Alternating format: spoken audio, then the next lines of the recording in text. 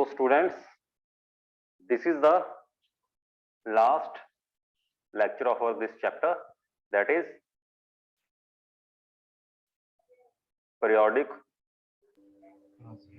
classification, okay, and properties and periodic properties, okay. So हम लोग क्या कर रहे थे लास्ट क्लास में, इसमें व्हाट वी वर डूइंग, हम इसमें पीरियोडिक प्रॉपर्टी स्टडी कर रहे थे। कौन कौन से प्रॉपर्टीज हम ऑलरेडी स्टडी कर चुके हैं? Ionisation potential, electron affinity, electron negativity, valency, metallic character, non metallic character, ionisation energy, electron gain enthalpy, फिर और क्या पढ़ा था हमने? वैलेंसी।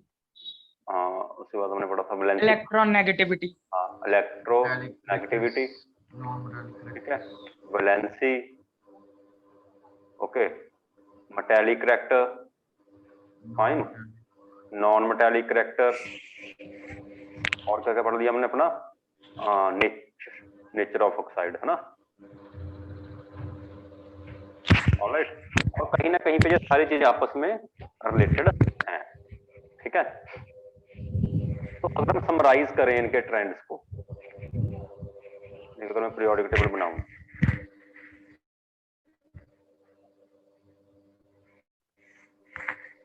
रास्ता में पीरियोडिक टेबल बनाऊं, ठीक है, और अगर मैं समराइज करने की कोशिश करूं, तो अगर हम देखें, अगर आयोनेशन एनर्जी बताएं तो किधर को बढ़े, किधर को कम हो गया आयोनेशन एनर्जी?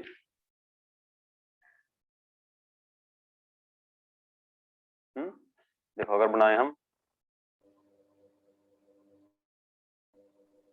इधर को कौन कौन सी बढ़ रही है, पहले वो देख लेते हैं। अब इधर से देखो, आयोनेशन एनर्जी इधर को इंक्रीज होती है, electron negativity, electron gain enthalpy भी इधर को इंक्रीज होती है, इलेक्ट्रोनेगेटिविटी भी इधर को इंक्रीज होती है, और क्या इंक्रीज नॉन होता है? Metallic character, non metallic character increase होता है, और बेसिक ऑक्साइड्स भी इधर को, sorry, acidic nature of oxide भी इधर को इंक्रीज हो रही है, सारी इधर को इंक्रीज हो रही है, ठीक है, और नीचे को इंक्रीज हो रही होंगी, ये बात याद रखना, क्योंकि जो इधर को इंक्रीज होती है, डाउन द ग्रुप डिक्रीज होती है। और अगर डाउन द ग्रुप बात करें, कौन कौन सी इंक्रीज होती हैं? कौन बचा? एक तो बचा, एक मेटालिक कैरेक्टर बचा, और एक basic oxide, basic nature of, ये समरी है बस, हमने ये पढ़ा अब तक सारा। Getting a point? Yes sir. ठीक है जी, चलो लेट्स कंटिन्यू फर्दर। थोड़ा सा जो रह गया हमारी चीजें, एक दो वो करते हैं।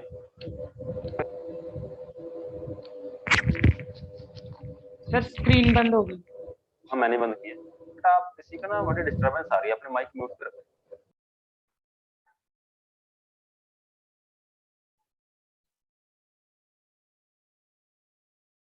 ये भी दिख रही है स्क्रीन?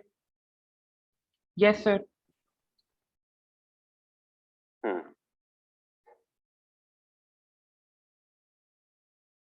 हम ना इलेक्ट्रोनेगेटिविटी पढ़ रहे थे ना हम, ठीक है। तो इलेक्ट्रोनेगेटिविटी एक और चीज पे डिपेंड करती होती है, हाइब्रिडाइजेशन पे, ठीक है। लेकिन ये अपने पढ़ा नहीं है हाइब्रिडेशन, जब पढ़ोगे ना केमिकल बॉन्डिंग चैप्टर पढ़ोगे उसमें आएगा ये, लेकिन बस अभी के लिए थोड़ा सा याद रख लो ये चीज।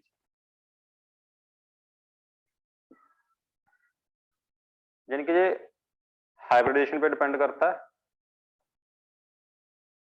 हाइब्रिडाइजेशन, ठीक है। हाइब्रिडेशन ऑर्बिटल कैसे कैसे हो सकते हैं? हाइब्रिड ऑर्बिटल sp3 हो सकता है, sp2 हो सकता है, sp हो सकता है, ठीक है। जो sp वाला है इसमें आधा करेक्टर s का है, आधा p का, दोनों एक एक है, तो 50% s करेक्टर है। sp2 वाले में p का डबल है करेक्टर, s का 1/3 है, इसमें s करेक्टर 133% है, इसमें 25% है। तो एक बात याद रखना, जैसे जैसे s करेक्टर इंक्रीज होता है हाइब्रिडेशन में, तो अपना इलेक्ट्रोनेगेटिविटी भी इंक्रीज होती है। बस अभी के लिए याद रख लो कि जैसे एस करैक्टर बढ़ेगा इलेक्ट्रोनेगेटिविटी बढ़ेगी। ये होता क्या है एस करैक्टर वगैरह आपको अगले चैप्टर में समझ लगेगा। समझ रहे बच्चे बात को? Yes sir. अभी के लिए बस इसको याद रखना है। Yes sir. चलो लेट्स मूव फर्दर। जो इलेक्ट्रोनेगेटिव पॉइंट ऐड कर लेना बस एक।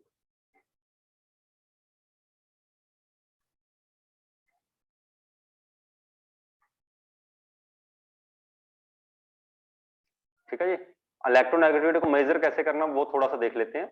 इस लास्ट क्लास में बात कर रहे थे ना, दो स्केल होते हैं, पॉलिंग स्केल और मलिकन स्केल। बस थोड़ा सा इसके बारे में बात करेंगे, ज्यादा नहीं।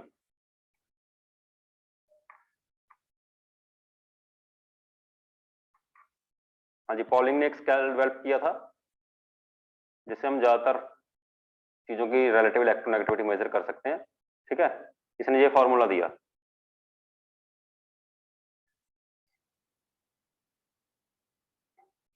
ठीक है,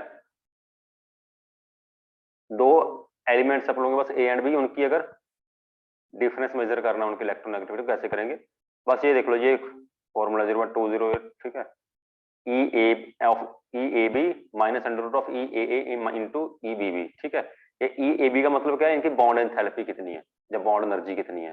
जो बॉन्ड एंथैल्पी, जो बॉन्ड एनर्जी क्या होता है, ये भी एक टॉपिक आएगा आगे, लेकिन अभी बता देता हूँ कि बॉन्ड तोड़ने के लिए कितनी एनर्जी चाहिए होगी। ए और बी का बॉन्ड तोड़ने के लिए कितनी एनर्जी चाहिए, वो है ई ए। क्या है कि जो ए का आपस में बॉन्ड बना हुआ है ए के दो एटम्स का, ठीक है, उसकी बॉन्ड एनर्जी कितनी है। ई बी बी क्या है, उनकी बॉन्ड एनर्जी कितनी है। ये सारी किलो कैलोरीज पर मोल में, जाउल में नहीं, किलो कैलोरीज पर मोल। ठीक है, अगर जाउल में निकालना तो ये फॉर्मूला यूज करोगे आप, सिंपल है ये, बस फॉर्मूला याद रखो। यानी कि जो किससे आया सारा, बॉन्ड एनर्जी से आया। किससे आया ये, बॉन्ड एनर्जी को यूज करके अपन लोग क्या निकाल सकते हैं, electronegative difference between A and B. ठीक है जी, बॉन्ड एनर्जी को यूज करके अंडर रूट वाला फॉर्मूला ये यूज करना है। अगर कैलोरी में निकालना है, कैलोरी किलो कैलोरी पर मोल ऊपर वाला, अगर जाउल में निकालना है तो ये। ठीक है जी, एक्सक्यूज मी सर, यस। हमारी सर मॉड्यूल में ये जो फॉर्मूला है इसमें 0. कुछ नहीं सर, कुछ नहीं, सेम है सेम है, वो मैं ऊपरले वाले फॉर्मूले में कंफ्यूज हो गया। ठीक है, चलो चले आगे। चलो अगला मलिकन स्केल। ठीक है, ये किसको इसमें इलेक्ट्रोनेगेटिव को चाई के साथ रिप्रेजेंट किया गया। ठीक है, तो ये क्या कहता है, आयोनेशन एनर्जी लो और इलेक्ट्रोनफिनिटी लो, दोनों को इलेक्ट्रॉन वोल्ट में लेना है, उनकी एवरेज निकाल दो बस। क्या कर दो, उनकी एवरेज बस। Ionization enthalpy plus electron affinity divide by 2। Okay, simple.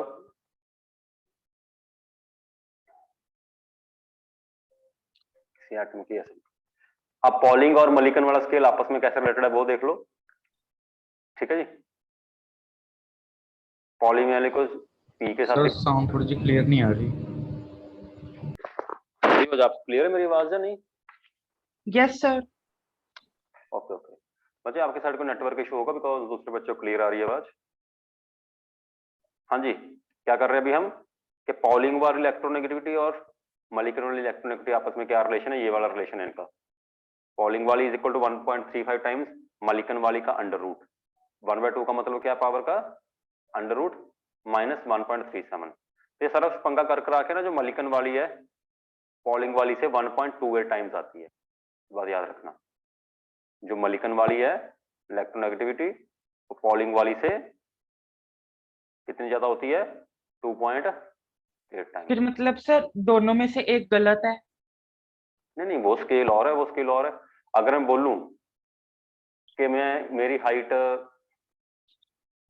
मैं एक तरफ मीटर में मेजर कर रहा हूँ, एक तरफ फीट में मेजर कर रहा हूँ, वैल्यू तो अलग अलग आएंगी ना। या टेम्परेचर, जैसे रूम टेम्परेचर है, sorry boiling point 100 degree Celsius भी लिख सकता हूँ, या 373 केल्विन भी लिख सकता हूँ। इसका मतलब ये थोड़ा ना कि इनमें से एक गलत है। स्केल का फर्क है ना, यूनिट्स का फर्क है। समझे बात को? यस सर, तो मतलब यूनिट्स अलग हैं। यूनिट्स लगा ये देखो, ये इलेक्ट्रॉन वोल्ट में आ रहा है काम, देखो ठीक है, और वो किस में जा रहा है अपना, किलो जूल पर मोल में जा रहा है। ठीक है, यूनिट्स का स्केल का फर्क है, और मेजर करने का दूसरा तरीका, ये दूसरा तरीका। फाइन। Yes sir. चलो, this was about that minimum. अब इसकी एप्लीकेशन देखते हैं कहाँ कहाँ यूज होता है ये इलेक्ट्रोनेगेटिविटी की नॉलेज, कहाँ कहाँ यूज होता है। पहला इसका यूज है नेमिंग करने के लिए। ठीक है, केमिस्ट्री का आईयूपीएसी का रूल है बच्चों कि जब कोई किसी कंपाउंड की नेमिंग करनी है तो पॉजिटिव वाले का नेम पहले आता है, नेगेटिव वाले का नेम हमेशा बाद में आता है। जैसे NaCl है, इसका नाम क्या लिखते हैं हम, सोडियम क्लोराइड। इसको क्लोराइड सोडियम क्यों नहीं लिख दिया, कभी सोचा ये? इसका नेम क्या है, सोडियम क्लोराइड। हमेशा जो कम इलेक्ट्रोनेगेटिव वाला है उसको पहले लिखेंगे, ज्यादा इलेक्ट्रोनेगेटिव वाले को बाद में लिखेंगे। बस ये बात याद रखना।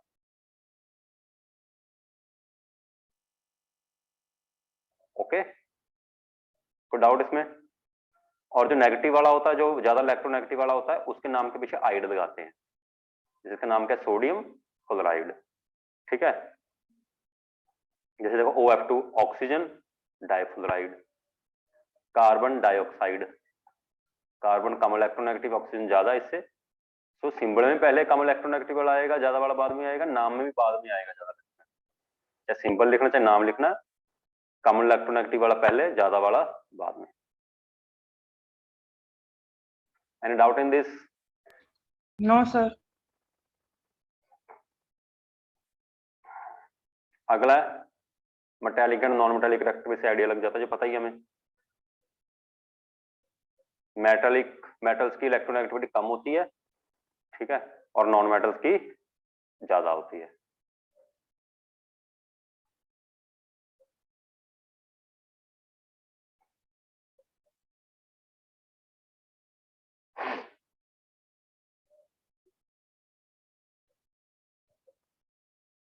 अगली चीज, पार्शियल आयनिक करैक्टर इन कोवेलेंट बॉन्ड। चाहे मान लीजिए कि दो चीजें कोवेलेंट बॉन्ड से जुड़ी हुई हैं, लेकिन मैंने बताया था ना इनके ऊपर भी पार्शियल नेगेटिव और पार्शियल पॉजिटिव चार्ज आ जाता है। तो जो नेगेटिव पॉजिटिव चार्ज होना, ये तो आयनिक की निशानी है। ऐसे चार्ज किसके ऊपर होता है, आयनिक बॉन्ड के ऊपर, इस सोडियम और क्लोरीन के बीच में। ठीक है, तो ऐसे चार्ज आ जाना, ठीक है, कोवेलेंट बॉन्ड के अंदर भी एटम्स के ऊपर चार्ज आ जाना, इसको हम क्या बोलते हैं, आयनिक करैक्टर इन कोवेलेंट बॉन्ड, पार्शियल आयनिक करैक्टर इन कोवेलेंट बॉन्ड। तो ये भी किसके ऊपर डिपेंड करेगा, डिफरेंस ऑफ इलेक्ट्रोनेगेटिविटी। जितना ज्यादा होगा डिफरेंस ऑफ इलेक्ट्रोनेगेटिविटी, उतना ही पार्शियल आयनिक करैक्टर ज्यादा होगा कोवेलेंट बॉन्ड में। ये कैलकुलेट करने का तरीका, इसकी टेंशन लेने की जरूरत नहीं है। ठीक है, करना कर भी सकते हो, वही तरीका है एक्स एक्स बी का इनको करके। ठीक है, लेकिन जरूरत नहीं है करने की। ठीक है, अगर इलेक्ट्रोनेगेटिविटी गिवन है ए और बी की, तो इस तरीके से आप कैलकुलेट कर सकते हो कितने परसेंट आयनिक करैक्टर है। ये सर नहीं पूछा जाएगा? नहीं, बस किस पे डिपेंड करता है वो पूछा जाएगा, ऐसे कैलकुलेशन नहीं आएगी आपको आयनिक करैक्टर से। ठीक है, अगला देखो, लास्ट पॉइंट, जो इंपॉर्टेंट है, काम आ जाता है कई बार क्वेश्चन सॉल्व करने में। Bond strength and stability. जितना ही इलेक्ट्रोनेगेटिव डिफरेंस ज्यादा होगा दो एटम्स के बीच में किसी मॉलिक्यूल में, उनकी बॉन्ड स्ट्रेंथ या कह लो उनकी स्टेबिलिटी उतनी ज्यादा होगी। जैसे देखो HF का बॉन्ड ज्यादा स्ट्रॉन्ग है एज कंपेयर टू HCl या HBr।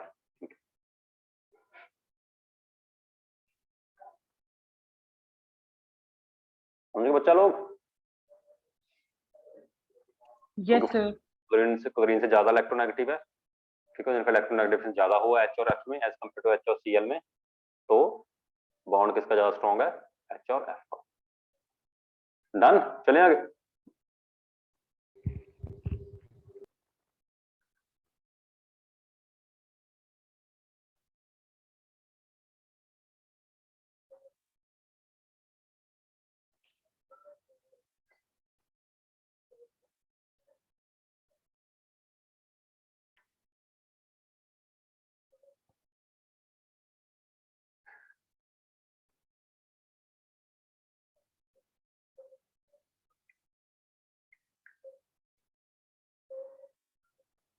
हाँ जी, if we move next, so these are the few question based upon electronegativity calculations.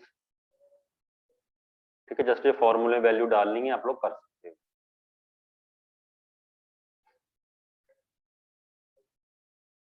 Carbon की निकालनी है हमें, एच बॉन्ड की दी हुई एनर्जी, कार्बन कार्बन बॉन्ड की दी हुई है, सी और एच बॉन्ड की दी हुई है। ठीक है, इसको इतनी ज्यादा टेंशन लेने की जरूरत नहीं है, वैसे आप इसकी स्क्रीनशॉट वगैरह ले सकते हो, बाद में क्वेश्चन प्रैक्टिस कर सकते हो। ठीक है, इतना कोई पूछने के चांसेस कम है। अगला देखो, सेकंड है जो आयनिक करैक्टर का अपना, मैंने बताया था ना फॉर्मूला, उसके बेसिस पे यस किया। सर। ठीक है, तीसरा तो वही आ गया करैक्टर रिलेशन, डायरेक्ट नहीं, फॉर्मूले से थोड़ा चेंज करके लिख दिया। ठीक है, तो अगर आप इसी फॉर्मूले को अगर मॉडिफाई करोगे, क्रॉस मल्टीप्लाई करोगे, तो ये आ जाएगा।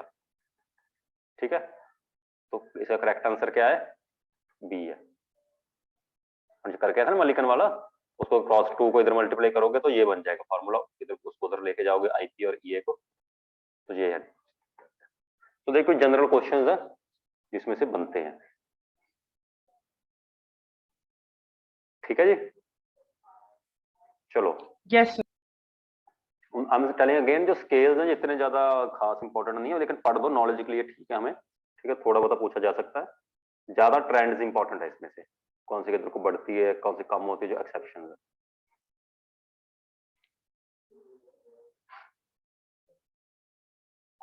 ठीक है जी, चलिए आगे।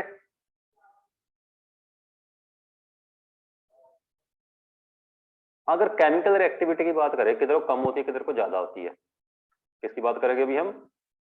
Chemical reactivity. तो आपको क्या लगता है, केमिकल रिएक्टिविटी किधर को कम होती है, किधर को ज्यादा होती है? सर पहले कम होती रहती है पर फिर बढ़ती रहती है। पहले कम होती रहती है, फिर बढ़ती रहती है। तो मैं को सिंपल सी चीज बताता हूँ कि जो मोस्ट रिएक्टिव एलिमेंट्स है ना अपन लोगों के, या तो पीरियोडिक टेबल के एक्सट्रीम लेफ्ट पे हैं, या एक्सट्रीम राइट पे हैं। या तो इधर ज्यादा रिएक्टिव है, जहां फिर नोबल गैस को छोड़ दो, जहां फिर इधर ज्यादा रिएक्टिव है। क्योंकि जो एक्सट्रीम लेफ्ट पे हैं वो कौन है? Strong metals. वो कौन है? Strong metals. जो एक्सट्रीम राइट पे हैं वो कौन है? Strong non metals.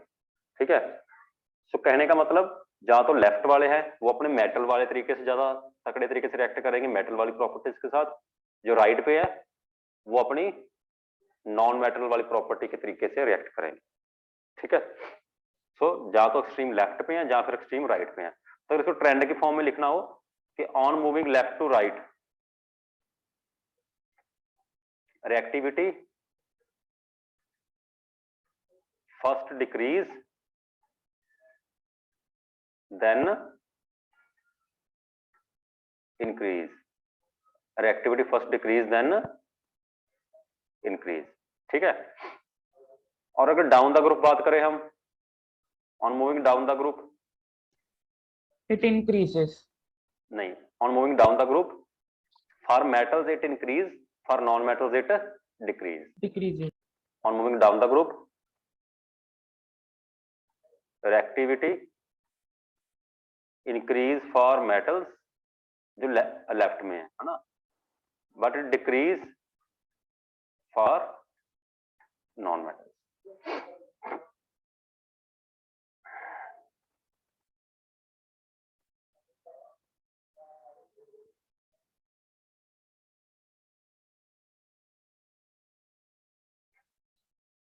ठीक है जी, तो ये था अपना केमिकल रिएक्टिविटी के बारे में।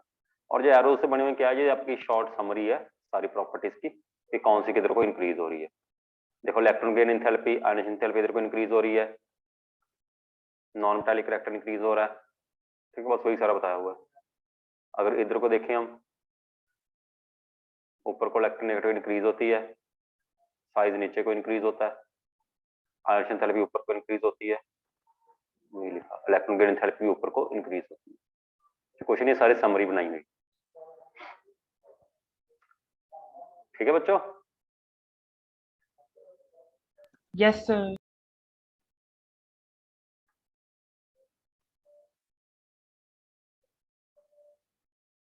हाँ जी, क्वेश्चन करो जल्दी जल्दी जी, देखो।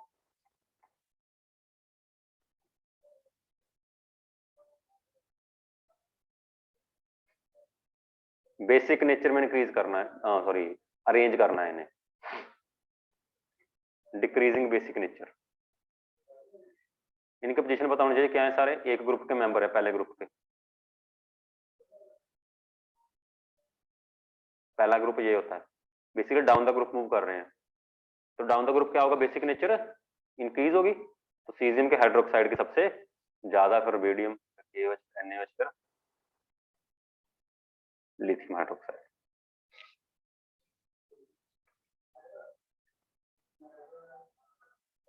हाँ जी, हो गया फर्स्ट 19th। Yes sir. चलो अभी करेंगे हम एग्जांपल नंबर 20।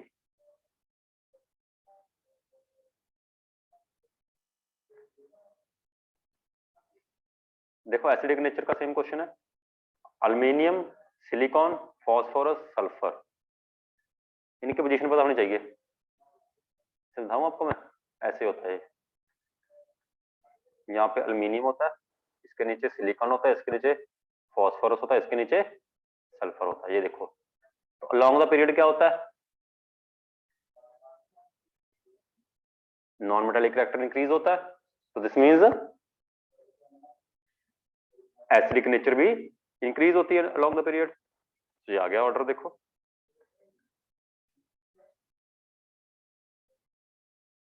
कोई डाउट इसमें? No sir.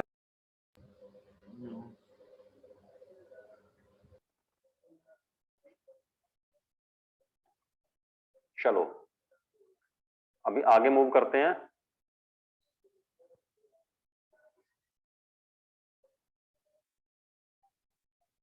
Inert pair effect.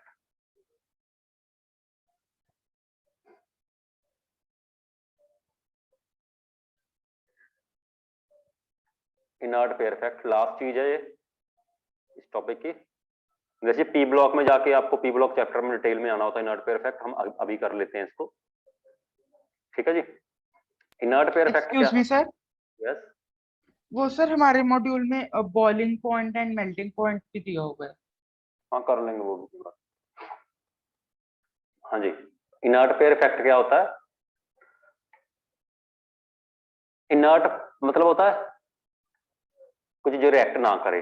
Pair जहां से किससे वर्ड है, 2 इलेक्ट्रॉन्स ऑफ एस ऑर्बिटल। किस पेयर की बात हो रही है, दो इलेक्ट्रॉन का पेयर जो कौन सा एस वाला, ठीक है। तो कुछ एलिमेंट्स में क्या होता है कि उनके जो आउटर एस वाले ऑर्बिटल के इलेक्ट्रॉन है, उनके न्यूक्लियर के साथ इतनी अट्रैक्शन हो जाती है कि वो इनर्ट हो जाते हैं, रिएक्शन में पार्ट नहीं लेते, ठीक है। इसलिए इस इफेक्ट को क्या बोलते हैं हम, इनर्ट पेयर, ठीक है। तो इसकी स्टेट डेफिनेशन लिख लो, अपनी लैंग्वेज में लिखा देता हूं मैं।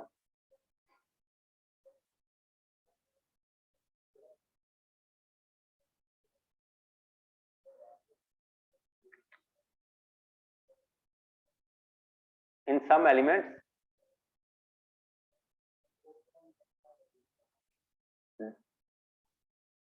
the outermost 2 electrons of s orbital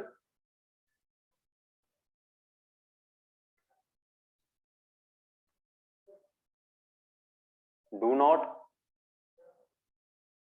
take part in the reaction and they become inert. This is called inert pair effect. This is due to poor shielding effect of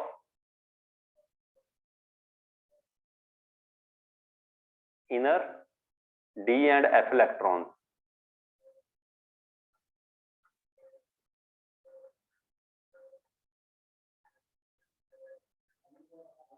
and also due to penetration effect of s orbital. So nucleus, so के बाद ऐसे लिखो, so these 2 electrons become strongly attracted to nucleus.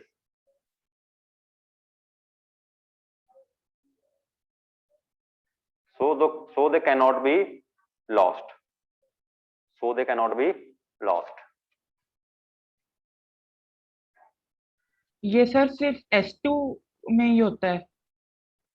मैं आपको बताते हैं किसमें होता है, डोंट वरी। लिख लिया अभी ये?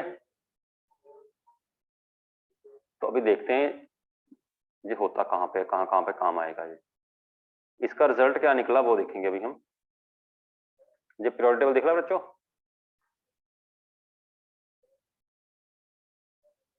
Yes sir. अब देखो ये जो बोरोन वाली फैमिली है,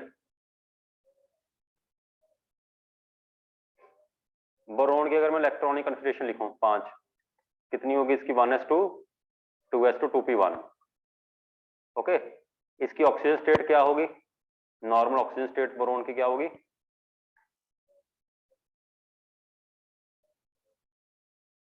+3।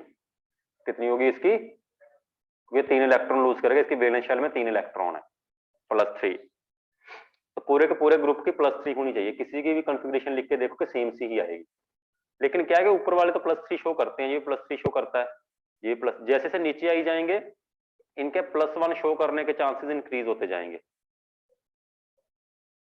+3 के कम हो जाएंगे, क्योंकि नीचे वालों में क्या लग गया? आके इनर्ट पेयर इफेक्ट लग गया। ठीक है, तो इसका सीधा सीधा डायरेक्ट इफेक्ट किस पे होता है? उनकी वैलेंसी कह लो या उनकी ऑक्सीडेशन स्टेट पे कह लो। जो ऊपर वाले हैं उनमें तो अंदर डी या एफ नहीं थे जहां पे, इसलिए उनमें इनर्ट इफेक्ट नहीं लगा, लेकिन नीचे वाले जब आ गए तो इनमें अंदर डी एंड एफ भी आ गए यहाँ पे, जिसकी वजह से इनर्ट इफेक्ट लग गया। ऊपर वालों की +3 थी, नीचे वालों की +1 हो। सेम कार्बन की अगर बात करें, कार्बन वाले ग्रुप में +4 ऑक्सीजन स्टेट है, तो ऊपर वालों की +4 रहेगी, लेकिन जो नीचे वाले इनकी क्या हो जाएगी? +2 हो जाएगी। ठीक है, तो इसमें जो पी ब्लॉक है, सो इसका लिख सकते हो in P block elements oxidation state of lower members of group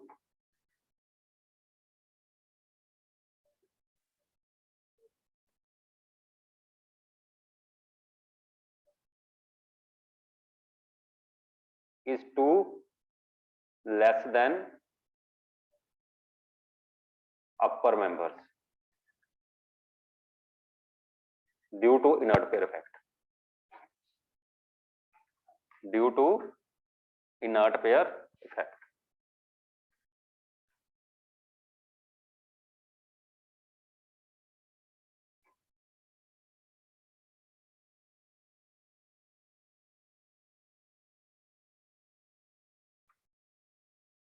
किसी को डाउट इसमें? No sir.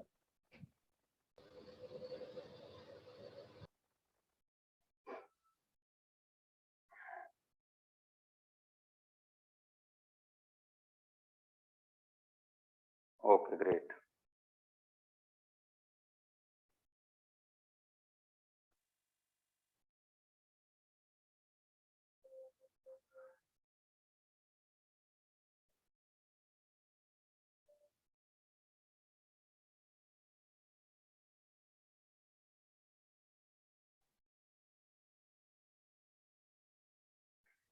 ऑलराइट, तो अभी हम क्या करने वाले हैं? अगली चीज लिखो,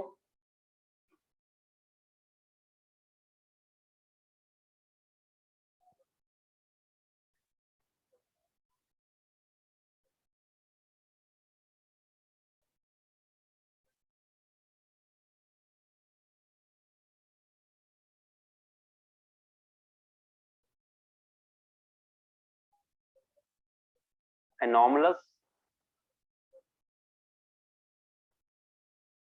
behavior of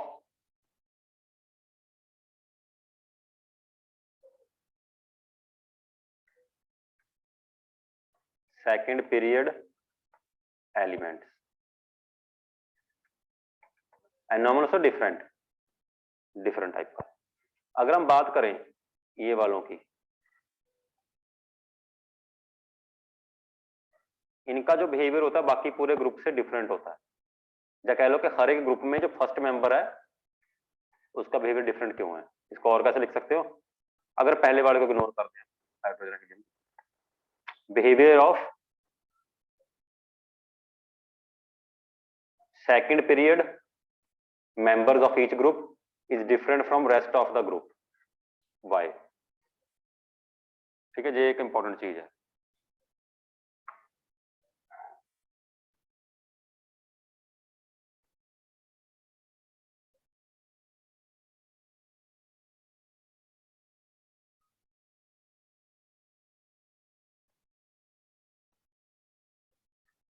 ओके, जैसे डिफरेंट बिहेवियर है क्या क्या, जैसे मैंने किया था, जैसे ये लिथियम और ब्रिलियम है,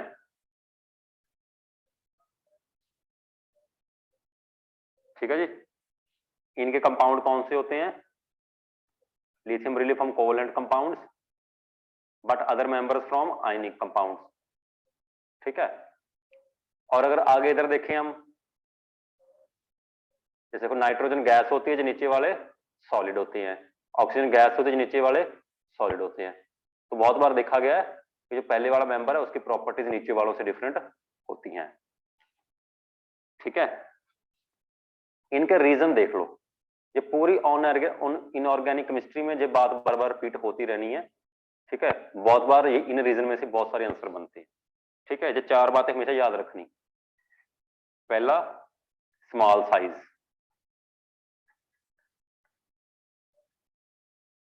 इनका साइज काफी स्मॉल होता है बाकी मेंबर से। दूसरी बात हमेशा क्या याद रखनी, हाई इलेक्ट्रोनेगेटिविटी, इनकी इलेक्ट्रोनेगेटिविटी बाकी में से ज्यादा होती है,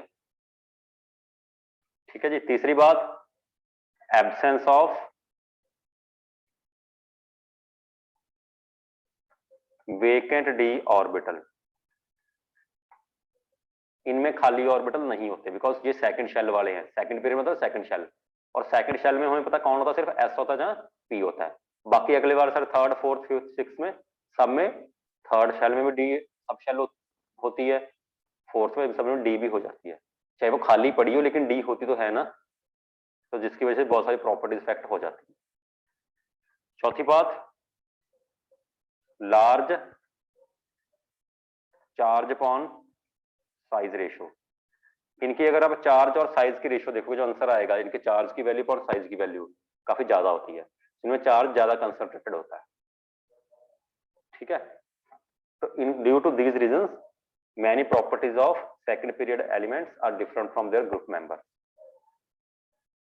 इसकी एग्जांपल बता देता हूं आपको कि absence of vacant d orbital से क्या हुआ।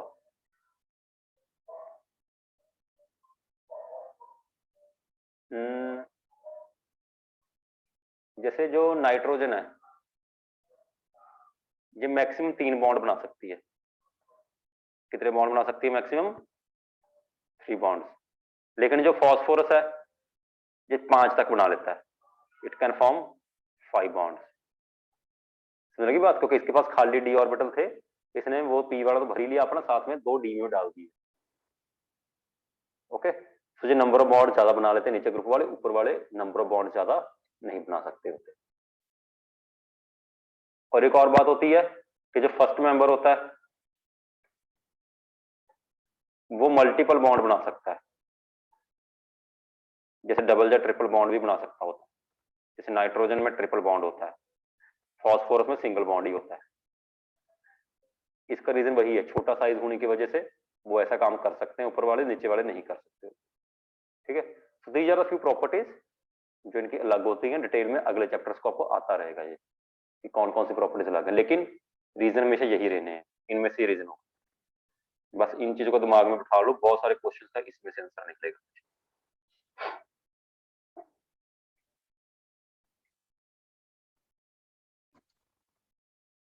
Yes sir.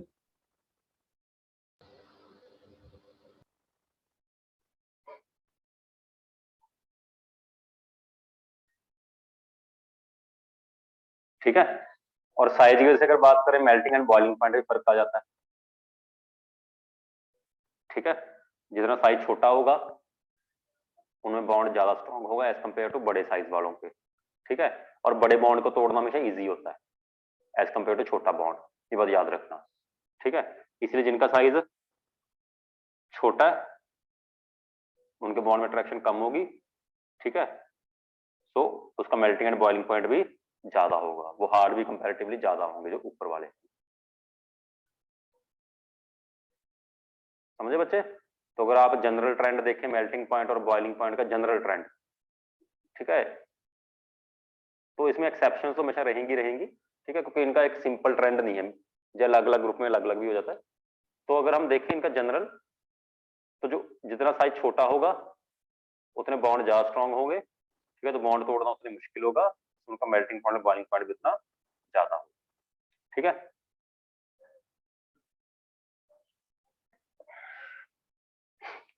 लेकिन ये एक और भी बहुत सारी चीजों पर डिपेंड करता है ये मेल्टिंग एंड बॉइलिंग पॉइंट, इसको मैं as it is direct periodic property में नहीं काउंट करते मेल्टिंग एंड बॉइलिंग पॉइंट को, इसका ट्रेंड बिल्कुल इतना सिंपल नहीं है, ठीक है बच्चों। Yes sir. अगले चैप्टर करोगे आपको क्लियर होता जाएगा कि मेल्टिंग एंड बॉइलिंग पॉइंट और किन किन चीजों पर डिपेंड करता है। फाइन बच्चों, so yes sir. This is all about this chapter. इसके साथ ही अपना चैप्टर सारा खत्म हो गया, ठीक है। क्विकली रिवाइज करो, 2-4 मिनट के लिए कोई डाउट है पूछो, फिर हम क्वेश्चंस करेंगे इसके। तो इफ वी क्विकली रिवाइज, तो हमने क्या क्या किया था इस चैप्टर में? सबसे पहले हमने अलग अलग साइंटिस्ट के देखा कि किन क्या क्या ट्राई किया पीरियोडिक क्लासिफिकेशन करने का, ठीक है। सबसे पहले कौन आया था जी, कौन आया था सबसे पहले? डे बेरेनर। फिर कौन आया उसके था? बाद न्यूलैंड। हाँ जी, उसके बाद न्यूलैंड। ठीक है, फिर कौन आया था? मेंडलीव। मेंडलीव। फिर अपना मॉडर्न पीरियोडिक बन गया, ठीक है जी। फिर उसके बाद हमने क्या पढ़ा था? मॉडर्न पीरियोडिक टेबल में सारा कुछ पढ़ा हमने, इसमें पीरियड्स होते हैं, ग्रुप्स होते हैं, है ना, और ब्लॉक्स होते हैं, ठीक है, किस कैसे इलेक्ट्रॉनिक कन्फर्मेशन में कैसे कैसे डिपेंड करता है, कैसे पीरियड निकालना, ब्लॉक निकालना, ग्रुप निकालना, ठीक है जी, ये सब कुछ हमने स्टडी किया था। फाइन। फिर उसके बाद क्या पढ़ा हमने?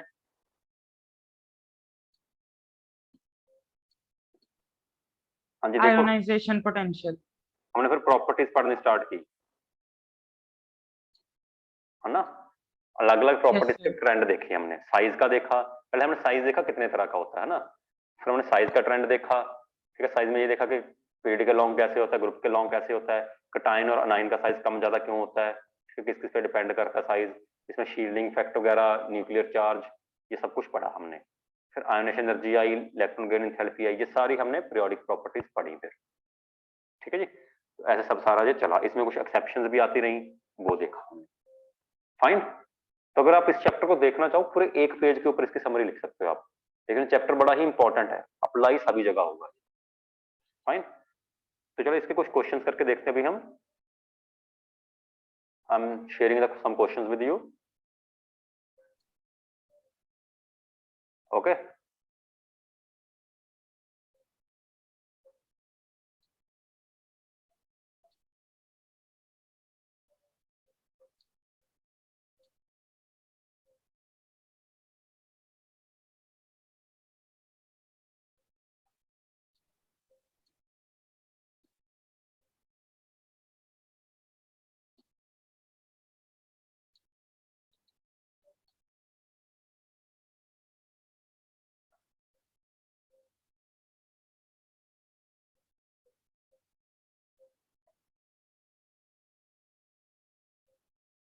हाँ जी, स्टार्ट डूइंग दिस क्वेश्चन।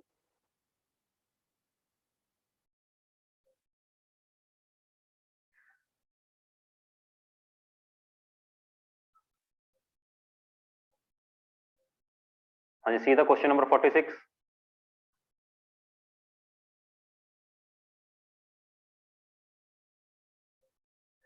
हाँ जी, क्या आंसर आएगा 46 का इसका? सी। कहते फर्स्ट आयोनेशन एनर्जी इंक्रीज होती है लेकिन सब एक्सेप्शन है, क्या क्या एक्सेप्शन है इनमें से, कौन कौन सा सेक्शन वाला पार्ट है? सी। हाँ जी,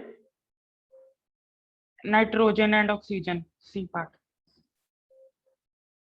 नाइट्रोजन एंड ऑक्सीजन, और कोई है? क्वेश्चन और देखो, सर आ गया ना चक्कर।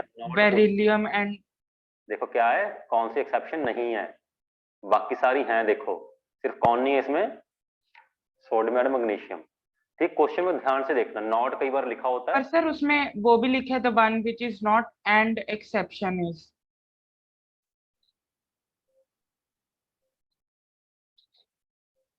क्या लिखा हुआ है? उसमें तो दोनों लिख दिए कि कौन सी एक्सेप्शन नहीं है और है। देखो स्टेटमेंट पढ़ते हैं, the first ionisation energy increase along a period but there are some exception, the one which is not an आएगा यहाँ पे, which is not an exception. तो देखो ये भी है, इसमें हाफ फील्ड वाला लगता है ना फंडा, ठीक है। Yes sir. इसमें कौन सा लगा था इन दोनों में, पेनिट्रेशन वाला, याद है ना। Yes sir. कैसे है लाइव, ऐसे ना अपना ग्रुप चलता है, इसके नीचे सोडियम, इसके नीचे मैग्नीशियम, इसके नीचे अल्मीनियम है। जब इस वाले से हम इसमें पहुंचते हैं तो कौन सा फंडा लगता होता है, वो पेनिट्रेशन वाला। देखो ना एस और पी वाला हमने किया था, वो लगा फंडा। सिर्फ फर्स्ट में कोई एक्सेप्शन वाला फंडा नहीं है, तो इसका आंसर फर्स्ट आना है। Okay, yes sir. आ जाओ अगले पे आओ जल्दी। नॉन मेटालिक रिएक्टर बताओ जल्दी।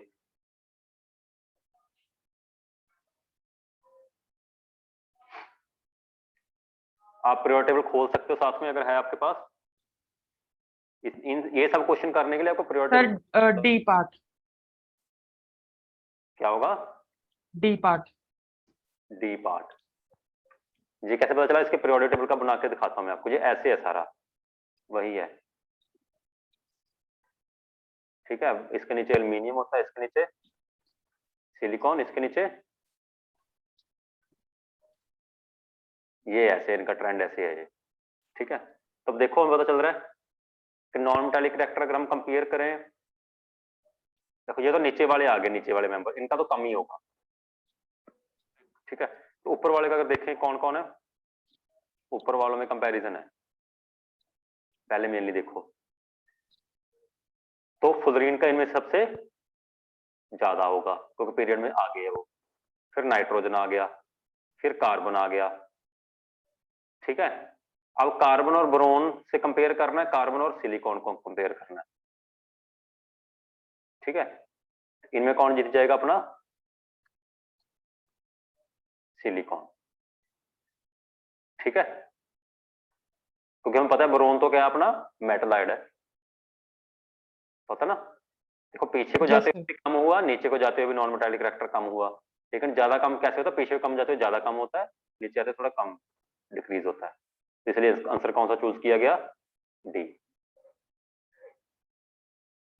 अगला देखो ए आई ट्रिपल ई, जो आज के टाइम में JEE कहलाता है। जब हम पढ़ते थे जो JEE, इसका नाम ए आई ट्रिपल ई होता था, all India engineering and triple, ठीक है। देखो क्या है ये, इलेक्ट्रॉन गेन एंथैल्पी का ऑर्डर दिखाना भी बहुत इजी, हैलोजन का बहुत इजी किया हुआ हमने, ये बताओ क्या होगा।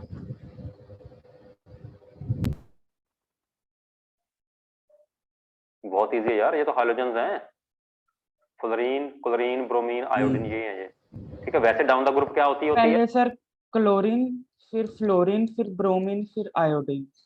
ये डिक्रीजिंग यहाँ पे ऑर्डर में है। ये एक्सेप्शन है, ठीक है। क्लोरीन, फ्लोरीन, ब्रोमीन, आंसर इसका क्या आ गया, बी। तो कितना इजी है, हम कहते हैं JEE मुश्किल होता है, कितना इजी क्वेश्चन आया हुआ है। चलें आगे।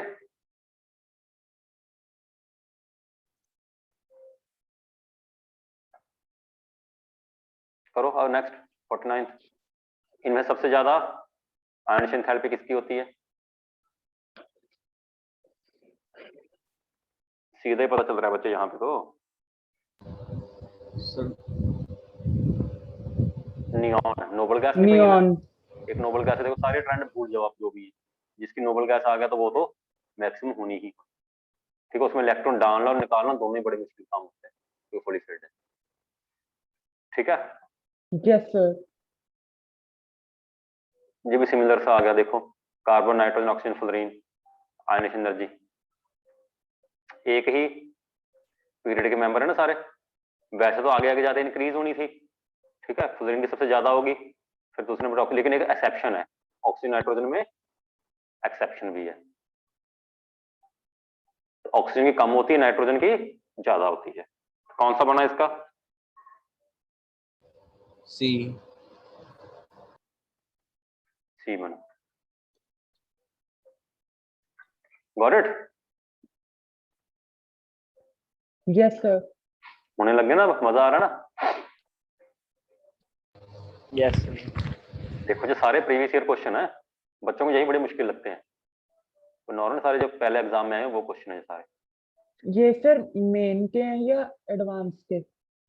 ये बच्चे जैसे जो AIEEE मेन होता है ये, ठीक है, और ये दूसरे लिखे हुए, ये पहले जैसे आजकल JEE इकट्ठा होने लग गए ना, पहले अलग अलग स्टेट्स के अलग अलग एग्जाम होते थे, Karnataka combined entrance test, Kerala, ठीक है। तो पहले एक नहीं होता था, पहले अलग अलग होते स्टेट्स के, ठीक है। AM जो अलीगढ़ यूनिवर्सिटी, तो अलग अलग स्टेट अलग अलग यूनिवर्सिटी के हैं ये, ठीक है। Yes sir. देखो जब जैसे 2015 के आसपास पहुंच गए, फिर JEE लिखा, मेन वगैरह लिखाने लगे, पहले अलग अलग एग्जाम, ठीक है। मैंने अपने टाइम में 7-8 एग्जाम दिए थे, अलग अलग स्टेट अलग अलग कॉलेजेस के। तो गवर्नमेंट ने इसको करने के लिए कि बच्चों का बहुत टाइम वेस्ट होता है और इतना खर्चा हो जाता है, 15-20 हजार फॉर्म भरने पे लग जाता था, इतने फॉर्म भरने पड़ते थे, तो इसलिए ऐसा कर दिया गया, ठीक है। तो लेवल दोनों का सिमिलर सा ही होता है, JEE मेन, इस चैप्टर में लेवल का इतना डिफरेंस नहीं। चलो देखो करो, ये देखो 52 देखो, अभी ये मजेदार क्वेश्चन है, डिफरेंट लैंग्वेज में आ गया। पोलराइजिंग पावर, हाँ जी, पोलराइजिंग पावर पता क्या होता है? किसी चीज वो को किसी वो दूसरे पॉजिटिव और नेगेटिव करने वाले, चार्ज को अपने तरफ खींचने को पोलराइजिंग पावर बोलते हैं। Electronegativity sir. हाँ वैसा कह सकते हो आप,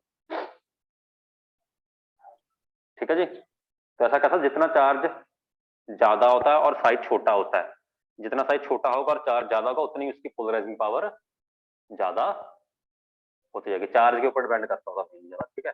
इसमें सबसे ज्यादा चार्ज का ऑर्डर यही है, नाइट्रोजन को सबसे ज्यादा चार्ज है, फिर ठीक है। ये भी अगले चैप्टर में पढ़ोगे आप, पोलराइजिंग पावर ना थोड़ा आएगा आगे, फजान रूल वगैरह होता है, पढ़ोगे आप बॉन्डिंग वाले चैप्टर में। अगला ऑर्डर क्वेश्चन आ गया, अभी किसका ऑर्डर आ गया जी? इलेक्ट्रॉन गेन एंथैल्पी हैलोजन, तो ये हम करके आए हैं अभी। बताओ इसमें भी एक्सेप्शन होती है, वैसे डाउन द ग्रुप क्या होती है? इलेक्ट्रॉन गेन एंथैल्पी डिक्रीज, लेकिन एक्सेप्शन है क्लोरीन की ज्यादा हो जाती है फ्लोरीन से। कौन सा ऑर्डर बन रहा है बताओ? बी। यही होता है ना, fluorine chlorine bromine iodine. Yes sir. बस वो आ गया।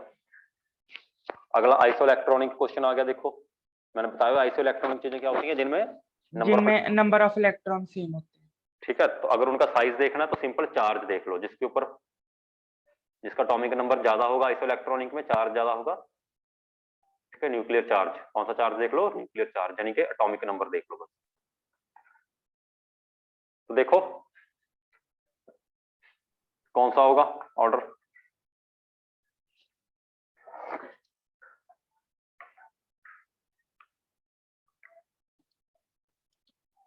पीरियोडिक टेबल की हेल्प ले सकते हो आप लोग।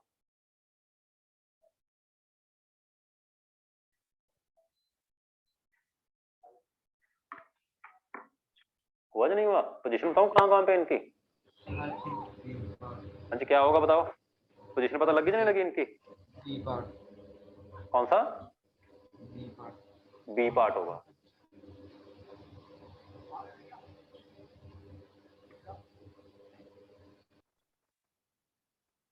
हाँ जी हो जाएगा सब, ये इजी है ना?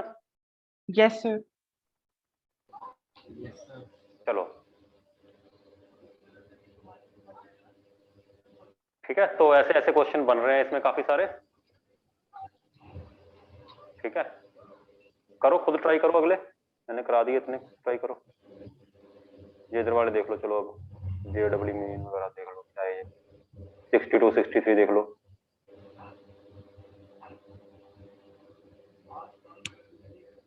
टू करो, ये भी साइज ही है, साइज की वैल्यू देखनी है कैसे होगी।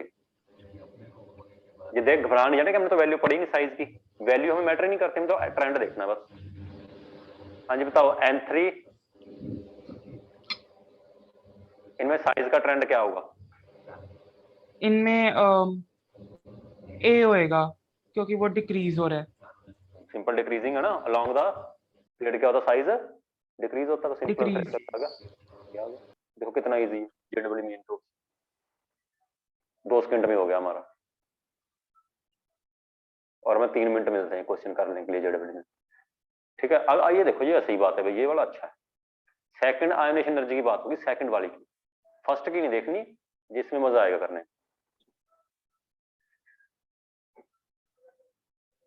देखो ब्रिलियम क्या होता है, ब्रिलियम का एटॉमिक नंबर कितना होता है? 4, 1s2 2s2।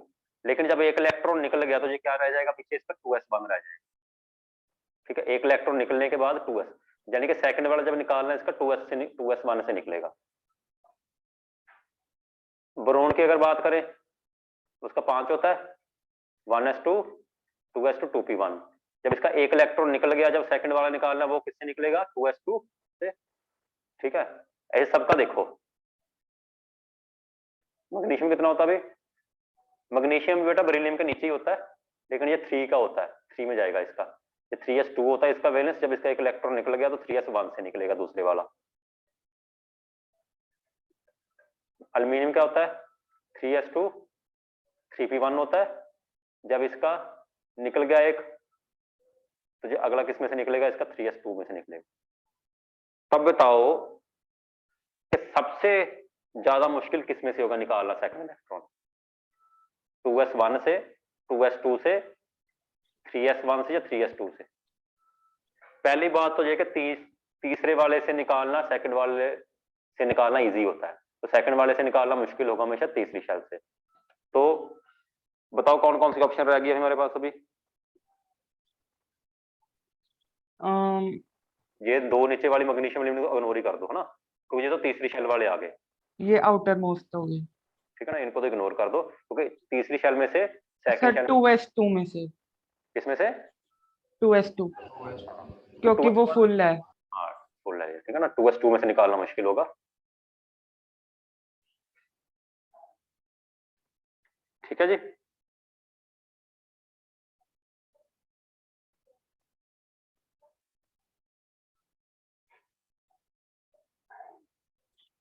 अगला करो।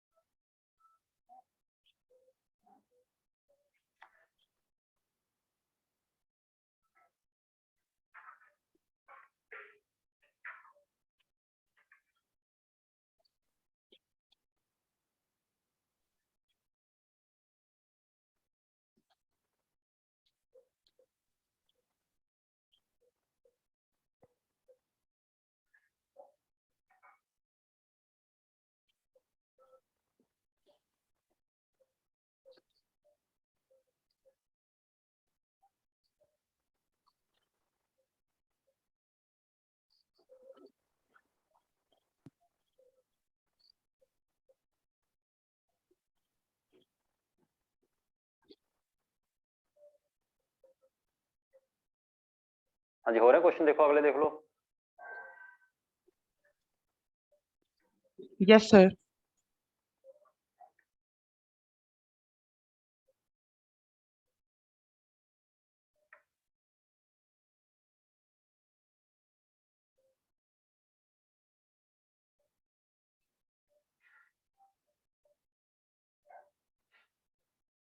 चलो एक ये 57 कर लेते हैं, जेडब्ल्यू मेन का क्वेश्चन है ये भी।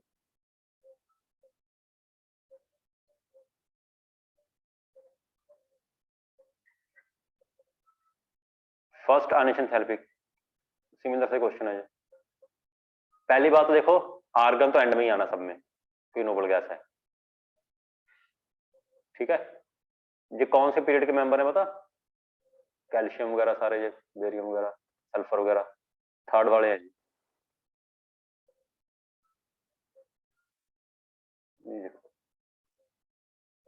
सॉरी, ये मैं इसका अगर दिखाऊं आपको, पीरियड टेबल दिखाऊं तो ऐसे है ये।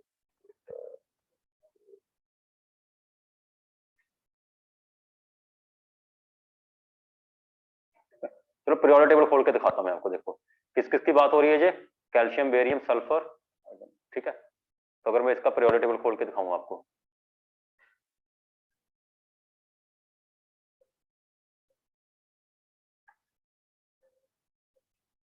हाँ किस किस की बात हो रही थी? कैल्शियम ये रहा आप लोगों का, और कौन था? सल्फर था, है ना। और कौन था? आर्गन था। और कौन था भी? बेरियम था। ये थे चारों। और कौन था अपना?